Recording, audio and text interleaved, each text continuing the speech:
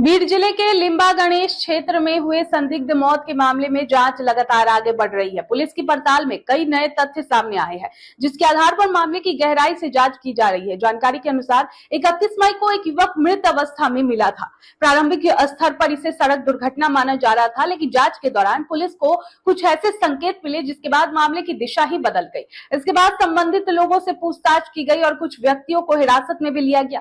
Police अधिकारियों का कहना है कि जांच के दौरान डिजिटल रिकॉर्ड, कॉल डिटेल्स और अन्य तकनीकी साक्ष्यों की भी जांच की जा रही है। इन्हीं तथ्यों के आधार पर आगे की कानूनी प्रक्रिया जारी है। मामले से जुड़े कई पहलुओं पर अभी भी पुलिस की जांच चल रही है। अधिकारियों का कहना है कि सभी तथ्यों की पुष्टि के बाद ही अंतिम निष्कर्ष सामने आएगा।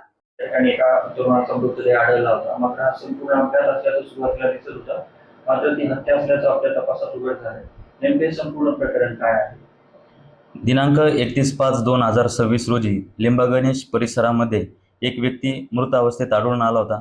प्रथमतः हा अपघात असल्याचा भास निर्माण करण्यात आला होता, परंतु त्या ठिकाणी पोलीस गेल्यानंतर तेथील परिस्थिती, तांत्रिक पुरावे, साक्षीदारांकडे केलेली चौकशी आणि वैज्ञानिक तपास याद्वारे सखोल तपास केला असता सदरचा प्रकार हा अपघात नसून खून असल्याचे पोलीस तपासात निष्पन्न झाले.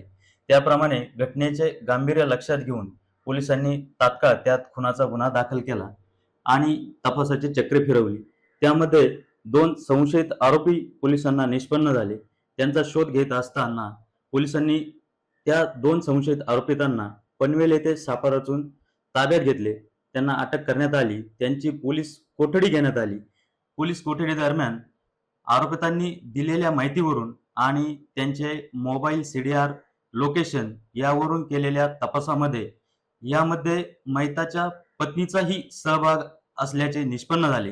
तसेच सदरचा प्रकार हा मुख्य आरोपी व मैताची पत्नी यांचे 4 महिन्यापासून प्रेम संबंध होते, त्यातूनच घडलेला असल्याचे निदर्शनास आले. सध्या 3ही आरोपी पोलीस कोठडीमध्ये आहेत. न्यायालयाच्या अनुषंगाने भक्कम पुरावे संकलित करण्याचे काम चालू आहे. सदर प्रकरणामध्ये सदरचा प्रकार हा अत्यंत क्लिष्ट स्वरूपाचा होता. त्यामध्ये कोणताही ठोस असा सुगावा नव्हता, परंतु नेकनूर पोलिसांनी रात्रंदिवस तपास करून विविध पथके नेमून या प्रकरणाचा अल्पावधीतच उलगडा केलेला आहे. आरोपितांना न्यायालयाच्या कचाट्यात आणण्यासाठी नेकनूर पोलीस स्टेशन कटिबद्ध आहे. जय हिंद.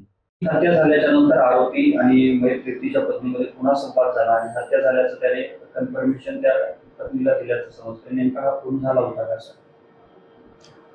पोलीस कोठडीमध्ये आरोपितांकडे चौकशी करत असताना महत्त्वाचा पुरावा पोलिसांच्या हाती लागला.